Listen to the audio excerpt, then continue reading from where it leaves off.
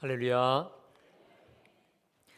우리 갈보리 교회는요, 자랑할 만한 자랑거리들이 참 많아요. 참 많은데 또 여러 자랑거리가 있지만 또 그 중에 하나를 뽑으라면 저는 그 화요일 날 화요 전도대를 좀 뽑고 싶습니다. 여러분, 그 저번 주에는요 32분이 나오셨어요. 별로 안 놀라시는군요. 네, 32명이 나왔는데 저는 그 시간에 이제 신방을 가기 때문에 제가 같이 동참은 못하지만 꼭 제가 기도를 해드리고 이제 출발을 합니다. 그러면 우리 교회 조명환 전사님이 일일이 따라다니면서 이제 이분들 사진을 찍으세요. 그러면 저는 또 페이스북에 올린 사진들을 이렇게 보게 되는데, 이렇게 보게 되면 저는 눈하고 이제 얼굴을 주목해서 봐요. 그런데 다 웃으세요. 웃는 거예요. 그러니까 전도하면서 하나님 주시는 은혜로 너무 신이 나신 거예요. 너무 신이 난 거예요. 눈이 살아있어요. 얼굴에 기쁨이 있고. 그래서 그 사진을 보는 제가 더 신이 나고 아주 기분이 좋거든요. 저분들을 보다가 그런 생각을 했어요. 그래, 자랑하러 나가는 거지. 주님 자랑하고 교회 자랑하고. 아멘. 그렇죠. 교회 자랑하고 주님 자랑하고 복음 자랑하는 거 아니겠어요? 그러다가 제 마음속에 오늘 설교 제목처럼 우리가 자랑하는 복음, 할렐루야, 우리가 자랑하는 복음. 사도 바울이 로마서 1장 16절에서 고백했듯이 내가 복음을 부끄러워하지 아니하노니, 이게 무슨 말입니까? 내가 복음을 자랑한다는 거 아니겠어요? 내가 복음을 자랑하는데 그 이유가 이 복음이 모든 믿는 자를 구원하시는 하나님의 능력이 됨이라 라고 했던 것처럼, 여러분, 복음이 뭘까? 복음의 핵심이 뭘까? 한마디로 예수 그리스도인 줄로 믿습니다. 예수가 2000년 전에 역사 속에 오셨던 그 예수가 그리스도라는 거예요. 그리스도. 다른 말로 구원자라는 것이죠. 저 예수님이 나의 죄 문제를 다 완벽히 해결해 놓으셨다는 거 믿으십니까? 그리고 나를 주님의 자녀 삼아주시고 자녀의 권세를 실질적으로 누리게 해주셨다는 거, 이것이 바로 복음 중에 복음이 아니겠습니까? 그러다가 오늘 본문을 묵상하게 됐습니다. 여러분, 오늘 우리가 읽은 이 본문은요, 그 유명한 베드로의 신앙 고백, 주는 그리스도시요 살아계신 하나님의 아들이시니이다. 한번 따라해 볼까요? 주는 그리스도시요 살아계신 하나님의 아들이시니이다. 할렐루야. 이러한 최고의 신앙의 고백이 들어가 있는 본문인데요, 여러분, 우리 예수님께서 이 베드로의 고백이 얼마나 기쁘고 흡족하셨는지 오늘 17절에 이렇게 말씀하십니다. 바요나 시모나 내가 복이 있도다. 내가 복이 있도다. 이 일을 내게 알게 하신 이는 혈육이 아니요 하늘에 계신 내 아버지시니라 라고 이제 극찬을 하십니다. 그런데 이 구절을 헬라 원어로 보면 이 감탄문이에요. 경탄문입니다. 그래서 이렇게 시작합니다. 마카리오리 복되도다. 내가 참으로 복되도다 라고 이 감탄사가 연발돼 나오는 문장이거든요. 우리 주님조차도, 우리 예수님조차도 너무도 경탄과 감격하실 정도로 완벽한, 정말 인간 베드로가 할 수 있는 가장 완벽한 고백을 한 거예요. 이토록 완전한 고백을 한 베드로를 향해서 주님이 내가 복되도다 이것을 알게 한 이는 혈육이 아니요 하늘 아버지시다 라고 할 수 있다는 것이죠. 무슨 말입니까? 이 고백, 주가 그리스도라고 하는 것, 살아계신 하나님의 아들이라고 하는 것은 아무나 할 수 없다라는 것이죠. 특별히 주는 그리스도라고 할 때 이 주라는 말은 원래 우리가 주님 할 때 그 주는 아니고요, 당신은 이라는 거예요. 당신은 그리스도다. 내 앞에 서 있는 당신이 그리스도다라는 것입니다. 여러분, 우리 복음의 핵심은 다시 반복합니다. 예수가 그리스도라는 고백인 줄로 믿습니다. 예수가 그리스도. 우리 복음서에 나와 있는 그 예수 그리스도, 예수, 2000년 전의 역사 속에 오셨던 바로 그 예수가 그리스도라는 거예요. 그리스도가 뭘까요? 이 말은 구원자라는 뜻입니다. 여러분, 우리가 구원이라는 말을 많이 쓰죠. 이 구원이라는 말은요, 원래 물속에 빠진 사람을 구원한다. 내가 로프나 줄이나 손을 팔을 뻗쳐서 물속에 깊이 빠져 있는 사람을 구한다. 이게 바로 구원이라고 하는 뜻입니다. 다시 말해 우리 주 예수님이 바로 우리의 구원자라는 것입니다. 다시 말해 물에 빠져 있는 사람을 구원하듯이 죄와 사망과 지옥에 빠져 있는 우리를 완벽히 구원해내신 구원자이신 줄로 믿습니다. 그리고 우리를 죄에서 구원하셨을 뿐만 아니라 우리 삶의 실질적 문제 속에서 우리를 구원해 주시는 구원자 그리스도가 바로 예수님이에요. 우리가 믿는 그 예수님이 바로 그분이라는 거예요. 이 고백에 우리 주님이 너무도 흡족하시면서 18절에 계속해서 말씀하십니다. 내가 이 반석 위에 내 교회를 세우리니 라고 말씀하고 있습니다. 여러분, 우리 갈보리 교회의 영원한 기초가 뭘까요? 바로 이 믿음의 고백이에요. 주님, 예수가 그리스도라. 아멘. 예수 그리스도, 살아계신 하나님의 아들, 이것이 바로 우리 갈보리 교회의 영원한 기초요 반석이라고 하는 것입니다. 그러면서 계속해서 말씀하십니다. 19절에 내가 천국 열쇠는 내게 주리니 내가 땅에서 무엇이든지 매면 하늘에서도 매일 것이요 내가 땅에서 무엇이든지 풀면 하늘에서도 풀리리라 라고 말씀하시면서 베드로에게 천국 열쇠를 주셨는데 이 열쇠의 특징이 있습니다. 땅에서 매면 하늘에서도 매이고 땅에서 풀면 하늘에서도 풀린다는 것입니다. 무슨 말이냐면 이 천국 열쇠를 어떻게 쓰느냐에 따라서 내가 이 땅에서 이 천국 열쇠를 잘 쓰도록 해서 풀면 하늘에서 풀게 하실 거고 그냥 이것들을 사장시켜 두면 그냥 매인 채로 매이게 둔다라고 하는 것입니다. 무슨 얘기입니까? 베드로뿐만이 아니라 이렇게 믿음의 고백을 분명하게 하는 사람들 우리 모두에게 주님이 천국 열쇠를 이미 선물로 주신 줄로 믿습니다. 그리고 이 열쇠 가지고 천국문을 열기도 하고 닫기도 하는 권세자들로 만들어주신 사람들이 바로 오늘 예배하는 저와 여러분들인 줄로 믿습니다. 여러분, 그런 의미에서 교회는요 이 땅의 소망일 수밖에 없어요. 왜냐하면 우리 손에 천국 가는 그 열쇠, 그걸 우리 손에 쥐어준 자들 아니겠습니까? 우리가 천국 열쇠를 갖고 있기 때문에 우리가 그래서 여러분 화요 전도되든 주일 전도되든 혹은 때를 얻든지 못 얻든지 천국 열쇠를 우리가 갖고 있기 때문에 우리가 천국 복음을 전해야 되는 줄로 믿습니다. 그래서 교회가 이 땅의 소망이에요. 우리 갈보리 교회가 이 땅의 소망인 줄로 믿습니다. 그리고 갈보리 교회 지체된 우리 한 사람 한 사람이 바로 걸어다니는 교회이기 때문에 여러분 한 사람 한 사람이 바로 세상의 소망이라는 거예요. 여러분 옆에 분하고 인사하겠습니다. 당신이 이 땅의 소망이십니다. 짝을 한번 바꿔서 해볼까요? 당신이 이 땅의 소망이십니다. 네, 여러분 진짜예요. 그래서 우리 예수님이 말씀하셨잖아요. 너희는 세상의 빛이라. 너희는 세상의 소금이라. 믿으세요?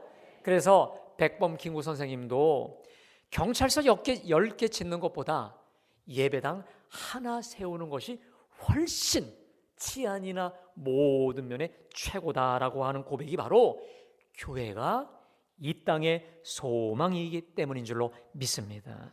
그런데 여러분 한 가지 의문점이 생기는 게 있습니다. 자, 20절에 보니까 이제 예수님께서 그리스도라고 하는 거, 그리스도요 구원자라는 게 이제 밝혀졌잖아요. 그러면 더더욱 적극적으로 알릴 필요가 있을 것 같은데 우리 예수님이 오히려 20절에 보니까 이에 제자들에게 경고하사 자기가 그리스도인 것을 아무에게도 이르지 말라 경고를 하시고 있어요. 더 놀라운 것은 오늘 21절에 보니까 이때로부터 바로 이 시점에서 이미 당신이 그리스도 구원자라고 하는 것이 밝혀진 이 시점으로부터 어떤 은밀한 사실을 공개하십니다. 여러분 우리 다 같이 21절 다 같이 봉독해 볼까요? 자, 시작. 예수 그리스도께서 자기가 예루살렘에 올라가 장로들과 대제사장들과 서기관들에게 많은 고난을 받고 죽임을 당하고 제3일에 살아나야 할 것을 제자들에게 비로소 나타내시니라는 겁니다. 여러분, 그동안 아무런 자기 정체성, 내가 그리스도라고 하는 것도 전혀 얘기하지 않으신 예수님이 이제 베드로를 통해서 진짜로 우연히 이게 선포가 되고 났을 때 주님이 하신 일이 뭡니까? 당신의 고난을 선포하십니다. 그리고 당신의 죽음을 선포하십니다. 여러분, 신기한 게 있어요. 복음서와 특별히 바울 서신서를 보면 이 그리스도로 연결된, 그리스도를 강조하는 구절 속에 반드시 그리스도의 죽음이 나와요. 다시 말하면 하나님이 보내신 하나님의 아들 그리스도와 죽음은 항상 같이 간다는 거예요. 항상 같이. 그래서 이때로부터 예수님께서 조용히, 그리고 그러나 분명하고 확신 있게 자기가 예루살렘에 올라가 장로들과 대제사장들과 서기관들에게 많은 고난을 받고 죽임을 당하고 제3일에 살아나야 될 것을 비로소 말씀한 거예요. 당신의 죽으심을 이제 비로소 공개하신다는 거예요. 이게 무슨 말입니까? 그동안은 철저히 죽으심을 숨겼다는 것이죠. 자, 근데 여러분, 이렇게 주님이 조심스럽게 은밀히 당신의 십자가 죽음을 공개하셨거든요. 근데 난리가 났어요. 오늘 22절에 보니까 베드로가 예수를 붙들고 항변하여 이르되 주여 그리 마옵소서, 이 일이 결코 주께 미치지 아니하리이다. 여기 보니까 이 항변한다는 말은 이 단어 뜻이 이런 뜻입니다.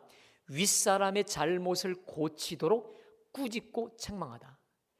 이 베드로가요, 시건방지게 예수님이 이제 당신의 그리스도인 것이 밝혀졌잖아요. 그리고 이제 죽음을 선포하시니까 이 베드로가 오히려 윗사람, 스승이신 예수님을 꾸짖어요. 그리고 야단치고 책망을 해요. 이게 바로 항변한다는 거예요. 게다가 그리 마옵소서, 이 변은 당신에게 결단코 그런 일이 있을 수 없습니다 라고 하면서 겉으로 보면 마치 베드로가 예수님을 챙기는 것 같은데 예수님의 이 순한 예고를 듣고 죽으심을 듣고 아주 강렬하게 반대합니다. 그러자 예수님께서 베드로를 돌이켜 보시면서 뭐라 하십니까? 사탄아, 내 뒤로 물러가라 라고 합니다. 여러분, 조금 아까 바요나 시모나 내가 복되도다, 내가 이 믿음의 너의 그 최고의 완벽한 믿음의 반석 위에 내가 내 교회를 세우리라, 전국 열쇠를 주겠다라고 이렇게 극찬을 받았던 베드로가 갑자기 졸지에 사탄 마귀가 되어버립니다. 특별히 너는 나를 넘어지게 하는 자로다. 여러분, 이게 무슨 뜻이냐면 너는 나의 걸림돌이다 라는 거예요. 조금 전에는 베드로가 교회의 기초, 반석이었어요. 근데 지금은 예수님의 사역을 가장 방해하는 걸림돌이 되어버렸어요. 여러분, 같은 돌인데 경우에 따라 기초석이 될 수도 있고 걸림돌이 될 수도 있다라는 것입니다. 여러분, 오늘 이 베드로의 모습을 통해서 내가 깨어있지 않고 정신 차리지 않으면 언제는 기초석과 반석이 될 수 있어요. 베드로가 될 수 있지만 사탄아 내가 물러가라, 나도 모르게 주님의 걸림돌이 될 수 있다는 것입니다. 기도로 깨어있게 되길 간절히 축복합니다. 내가 하나님의 일을 생각하지 아니하고 도리어 사람의 일을 생각하는도다. 여러분, 여기서 사람의 일이 뭐예요? 죽으시면 안 됩니다. 절대 십자가 지면 안 됩니다. 이거 편안한 안주하는 걸 말합니다. 그러나 하나님의 일은 뭘까요? 죽는 거예요. 십자가에 달려서 물과 피를 다 쏟는 거, 이게 바로 하나님의 일이요 메시아 그리스도가 가야 될 길이라는 거예요. 결국 하나님의 메시아는 누구냐? 십자가에 달려 죽어야 될 사람이라고 하는 것입니다. 여러분, 여기서 우리가 아까 그 베드로의 그 고백을 다시 한번 볼까요? 여러분, 베드로가 주는 그리스도시요, 당신은 그리스도요, 살아계신 전능하신 하나님의 아들. 여러분, 하나님의 아들은 또 하나님이잖아요. 사람의 아들은 사람입니까? 짐승입니까? 사람이죠. 하나님의 아들 또한 하나님이에요. 당신은 그리스도 구원자요, 하나님이요, 전능하신 하나님이라고, 생사화복의 하나님이라고 이렇게 기가 막힌 고백을 하였지만, 이렇게 완벽한 모범 답안을 했지만 정작 베드로가 잘 모르고 있던 게 있었습니다. 하나님이 보내신 메시아, 하나님이 보내신 구원자의 특징을 몰랐어요. 하나님이 보내신 메시아는 십자가에 달려 죽을 뿐이라고 하는 것은 상상조차 하지 못했다는 거예요. 그러니까 오늘 베드로가 생각하고 있던 메시아, 베드로가 생각하고 있던 그 메시아는 유대인들이 생각하고 있던 메시아와 똑같아요. 다시 말해 하나님이 보내신 그 메시아 구원자로서는 도무지 생각하지 않고 있었다는 거예요. 그러면 여러분, 이런 질문이 덧줄돼요. 유대인들이 생각하고 있던 메시아하고 하나님이 보내신 메시아하고는 뭐가 다를까요? 여러분, 이 차이가 그게 그거와 같지만 전혀 다른 차원입니다. 오늘 설교 제목처럼 우리가 자랑하는 복음, 우리가 자랑하는 이 복음의 본질을 알기 위해서는 이 두 가지의 차이를 분명히 알아야 될 것입니다. 그렇다면 유대인이 바랬던 그 메시아 구원자는 어떤 사람이었을까요? 여러분, 원래요, 이 메시아, 이 그리스도라는 말은요, 히브리어, 헬라어로는 그리스도라 하고 히브리어는 메시아라고 합니다. 자, 그런데 이 구약 성경을 보면 메시아, 이 기름, 이 원래 이 뜻은 뭐냐면 기름 붓는다는 뜻입니다. 근데 구약 성경에는 보면 선지자나 왕이나 제사장이 항상 임직식을 받을 때 기름을 부어요. 그러니까 다 메시아예요. 사실은 그리스도라고 다 이 일반 보통 명사로서의 메시아인 것입니다. 자, 그런데 이 그리스도라는 말이 언제 이 구원자라는 말로 완전히 고유 명사가 되어버리냐면 말라기 구약 성경이 끝나고 신약 성경이 시작되기 400년 이 동안에 이스라엘 백성들이 엄청난 이 뭡니까 만국에 의해서 식민지로 정말 많은 고생을 해요. 너무너무 정치적으로 경제적으로 수탈과 억압과 이 착취를 당하면서 그들 속에 예수님이 오시기 200년 전에 그들 속에 메시아 사상이 자리 잡아요. 이게 바로 뭐냐면 오늘 이 성경에 나오는 메시아, 그러니까 신약 성경에 나오는 오실 그이가 당신이니까 그 메시아, 이 메시아, 이 그 그리스도는 바로 요때 형성이 된 완전 고유명사로 정착이 돼요. 그래서 유대인들이 믿고 있었던 바라는 메시아는 누구냐?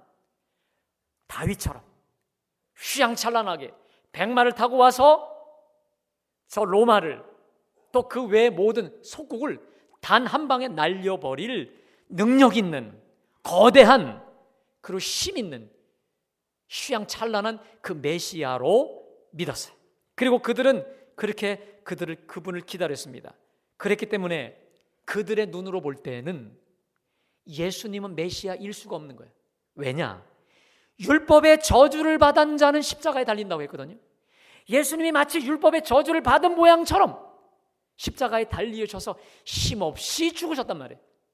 그렇기 때문에 유대인들은 그때 2000년 전에도 마찬가지고 지금까지도 어떻게 메시아가, 그 위대한 메시아가 한낱 율법의 저주를 받는 나무에 매달릴 수 있겠느냐? 지금도 그들은 믿지 않아요. 그래서 지금도 그들은 이스라엘 국기에 다윗 별을 새겨놓고 다윗처럼 위대한, 원대한, 멋진 온 세상을 다 통일시킬 정치적, 경제적 모든 해방을 시킬 그 메시아로, 그 탁월한 메시아를 기다리고 있습니다. 그러나 우리 하나님은 유대인들의 혹은 베드로의 기대와 전혀 다르게 십자가에, 나무에 힘없이 죽어가는 전혀 다른 십자가의 죽음의 모습으로 구원의 길을 이루신 줄로 믿습니다. 그러면 여러분께 여쭤보겠습니다. 왜 우리 하나님은 인간의 기대와 영광과 전혀 다른 십자가 죽음이라고 하는 가장 초라하고 가장 처참해 보이는 그 방법으로 구원의 길, 영생의 길을 택하셨던 것일까? 여러분, 제가 한 가지 실제로 있었던 예화를 하나 말씀드리려고 합니다. 지금으로부터 약 200년 전 프랑스 혁명이 발발했을 때 실제 있었던 일이라고 합니다. 그 당시에 왕의 아내 왕후 마리앙 뚜아네트라고 하는 사람이 자신의 시녀에게 이렇게 물었다고 합니다. 얘야, 너는 개혁과 혁명이 뭐라고 생각하냐 했더니 이 시녀가 기가 막힌 대답을 해요. 마담, 혁명이란 시녀인 내가 왕후가 되고 당신 왕후가 시녀가 되는 것입니다. 여러분, 이 짤막한 이 말 한마디 속에 인간이 이루어내는 혁명, 인간이 이루어내는 변화와 개혁의 특징을 한마디로 말합니다. 죄와 불의, 부정이 가득한 한 나라에서 정의를 앞세운 혁명이 아무리 완벽하게 성공한들 그것은요, 피지배자와 지배자 위아래만 바꾸는 거지 근본적인 것은 하나도 바뀌어지는 게 없다는 거 여러분 아세요? 이러한 변화를 영어 단어로 change라고 합니다. change, 그냥 바뀌는 것뿐이에요. 그래서 한국 대학생 선교회 CCC를 창설했던 김중건 목사님이라는 분이 타락해 있는 인간의 본성을 향해 이렇게 말합니다. 원시인과 현대인의 차이가 뭔 줄 아느냐? 원시인은 사람을 대놓고 무식하게 죽였다면 현대인은 사람을 교묘하게 그리고 과학적으로 치밀하게 죽이는 거의 차이일 뿐이라는 거예요. 여러분 그거 아세요? 18세기에 산업혁명이 발발하면서 사람들의 계몽주의와 여러 인본주의가 탄생하면서 그때 어떤 사상이 탄생하냐면 인간의 무한한 가능성을 동경하는 자유주의, 계몽주의가 발전합니다. 그러면서 온 인류는 이렇게 생각해요. 우리가 조금 더 노력하고 조금 더 협력하고 화합하면 이 땅에 지상낙원, 유토피아를 건설할 수 있을 거라고 확신합니다. 그래서 그들이 큰 꿈과 기대를 가지고 각국 정상들이 만나요. 화합합니다. 회담을 줄기차게 열었어요. 그런데 정작 유토피아를 꿈꾸던 온 인류에게 터진 재앙이 뭔지 아십니까? 세계 제1차 대전이었어요. 그리고 제2차 대전이었어요. 이게 무슨 말이에요? 겉으로는 사랑한다고, 겉으로는 화합하자고, 겉으로는 지상낙원을 꿈꾸자고 하놓고 말로는 그렇게 하고 속으로는 뒤에서는 전쟁 준비한 거예요. 속으로는 제국주의를 표방하면서 타국을 식민지로 만들려고 별의별 발악을 하고 총각화를 준비했던 것입니다. 여러분, 이 엄청난 살상을 경험하고 난 뒤에 1, 2차 대전을 경험하고 난 뒤에 인간이 겸손해져요. 그리고 철학과 신학도 겸손해지면서 그때 철학과 특별히 신학에서 내린 결론이 있습니다. 모든 인간은, 모든 인류는 어쩔 수 없이 하나 같은 죄인이다라는 거예요. 여러분, 누구를 탓하기 전에 여러분 한번 나 자신을 생각해 보십시오. 하루 24시간에 나를, 내 마음이 그냥 흘러가는 대로 한번 내려다 보시기 바랍니다. 어떤 방향으로 흘러갈까요? 누군가를 생각하기만 하면 정말 사랑스럽고 내가 도와주고 싶고 섬기고 싶고 자비의 마음으로 흘러갑니까? 아니면 누군가를 생각하면 생각할수록 열이 받고 미움이 싹트고 시기와 질투의 방향으로 흘러가십니까? 그래서 어느 분이 이래요. 누군가를 향해 너무 곰곰이 생각하지 말래요. 그럼 열받는다는 거예요. 여러분, 저를 위해서 기도는 해주시지만 저를 너무 많이 생각하지 마세요. 그러면 저번에 내가 인사했는데 내 인사도 안 받고 말이야. 이런 식으로 여러분들 분노가 생기고 열이 받아요. 사람은 곰곰이 생각하면 자꾸 죄악이 싹터요. 이상해요, 여러분. 주님만 곰곰이 묵상해야 될 줄로 믿습니다.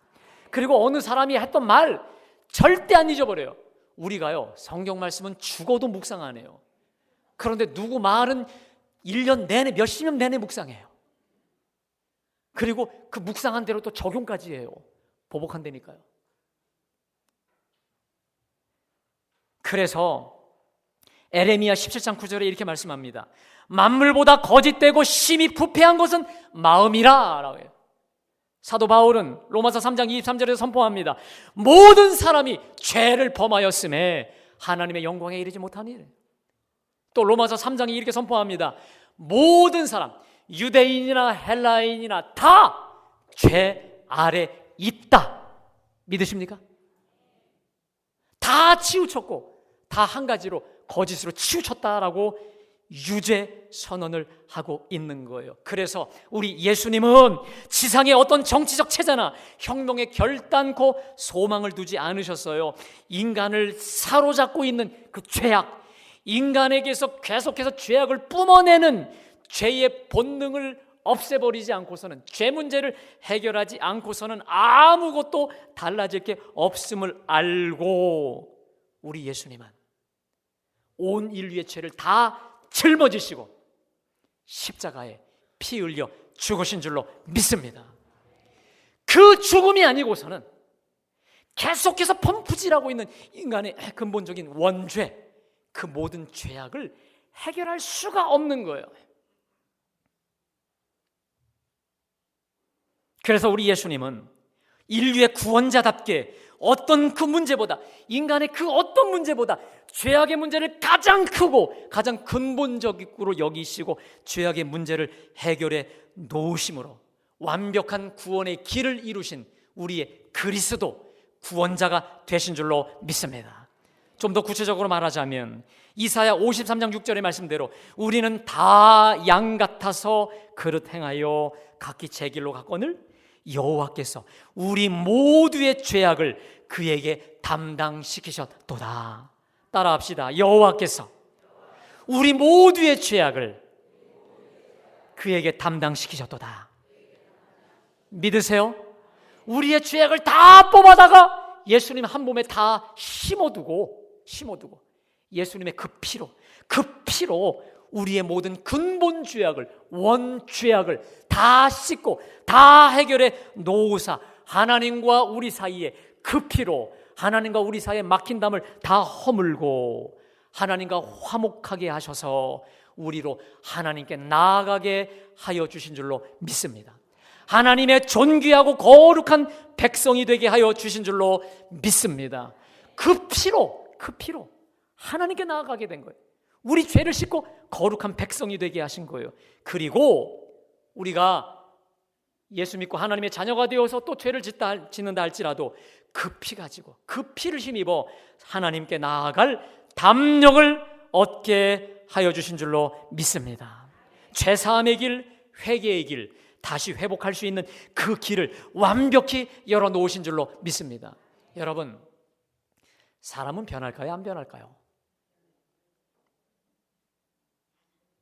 안 변해요. 사람은요, 잘 안 변해요. 누구 볼 거 없습니다. 나를 보십시오. 예수 믿어도 옛날 그 성품이나 습관은 그대로 갖고 있는 경우가 있거든요. 근데 여러분, 저는 확신합니다. 사람은 잘 안 변하는 건 분명해요. 그러나 분명히 변하게 하시는 줄로 믿습니다. 믿으십니까? 잘 안 변하지만 주님의 그 보혈로, 그 복음으로, 그 피로 우리를 결국은 시간이 걸릴 것이지만 우리를 하나님의 온전한 형상으로 변화시켜 주시는 줄로 믿습니다. 어디 그뿐일까요? 오늘 19절에 내가 천국 열쇠를 내게 주리니 하나님의 자녀된 우리 모두에게 주신 그게 뭐냐요? 천국 열쇠. 그래서 땅에서 누구든지 매면 매이지만 풀면 풀린다는 거예요. 저한테는 아들이 하나 있는데 얘는 일주일에 한 번 전주에서 집을 와요. 그러면 바깥에 키도 만들어주고 번호키도 알려줬는데 얘는 제가 우리 신방 가고 없어도 알아서 띠띠띵 눌러서 집에 가서 먹고 자고 알아서 할 거 다 해요.